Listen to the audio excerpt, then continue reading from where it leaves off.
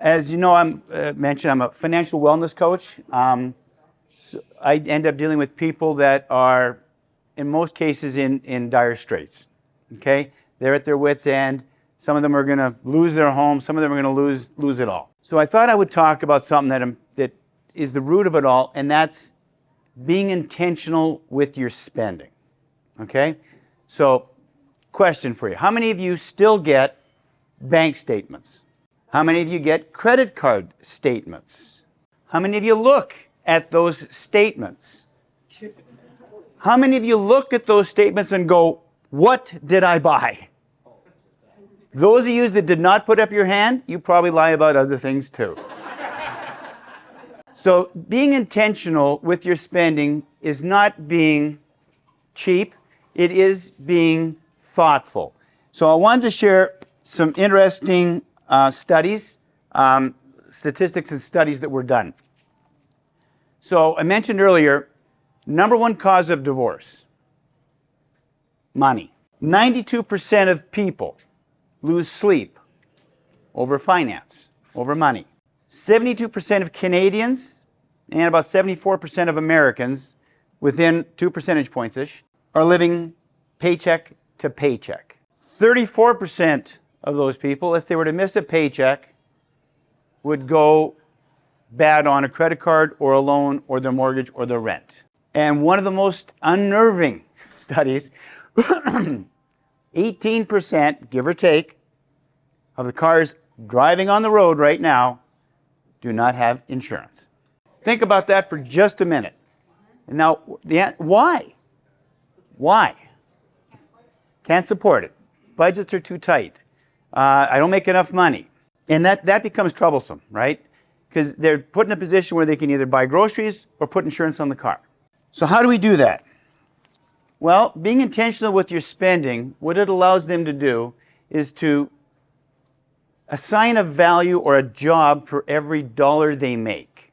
Most people rely on plastic, okay? And again, with studies, we know that people that pay with plastic, and that can be debit or credit, versus those that pay with actual cash, will spend on average 18% more per transaction. As a matter of fact, McDonald's did a study, and they did it with Visa, because Visa wanted to go into and get their stuff into McDonald's. McDonald's held off for the longest time. They said, no, we don't want to do it. And Visa said, we think you really want to. We really think you want this stuff. So after some back and forth, McDonald's agreed to put Visa in a certain number of stores.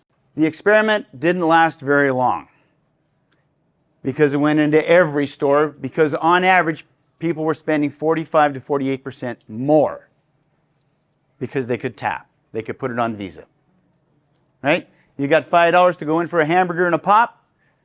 Would you like to supersize that? Would you like fries with it? No, I only brought $5. Oh, well, we take Visa. And away we go. So being intentional with your money means you're being more focused. Every dollar has a task. So if you could assign every dollar a task and budget for the things that are important to you, you can make your paychecks go a lot farther and save for the more important things in life. I personally like the use of a spending plan, because that way, you know where you're going to put your money before you get your paychecks. Cash is your best asset. Cash is your best asset when you go shopping, because it sets off certain things in the mind when you're actually exchanging dollars for a goods that make you more aware of what you're doing. Okay? There was a study down at Stanford. So by paying cash, you actually spend less because you're giving up something of you to get something back. How many people here use cash? How many people here have tap on their watches? And how many people here will just put it on the credit card and forget about it? And that's where we need to start working at it. If we can start getting more intentional with our spending, we can actually have more money to spend where we want it to spend. And that's the key. Being in control of your money puts you back in control of your life. And if you're in control of your life, then life gets a whole lot better. And not by a little bit. Marriages improve, relationships improve, your stress level goes down, your quality of sleep goes up. The problem with most of the systems and their apps and stuff is they track the reaction. They're not plotting the intention. So what I recommend for my clients is cash. So at the beginning of each month, before you set out your budget. Set out where every dollar is going to go. Now, if there's money that has to go towards savings, you designate savings. If it designates for coffee, you designate for coffee. Then, if you have a hiccup with tapping too much, you actually go and get the cash. Okay? And you put it in an envelope. And then, when you go to the grocery store and you put the stuff through, and it comes to 120 bucks, and you look in the envelope and you got 100, you go, that goes back. And that's the key. When we're walking through the store, I'll pick on grocery stores, is sometimes we may want the Fruit Loops, but we don't need the Fruit Loops, right? We might want the Cheese Whiz, but we don't need the Cheese Whiz. Credit card isn't a bad thing because we use credit cards. We use the points at Superstore to buy groceries. But we also have a set budget when we go in. We know what we're spending. We'll put it on. We'll come home and we'll pay it off. Okay? For those people that don't want to carry cash, an interesting option is Monopoly. Who ever here has played Monopoly? Right? Remember the Monopoly money?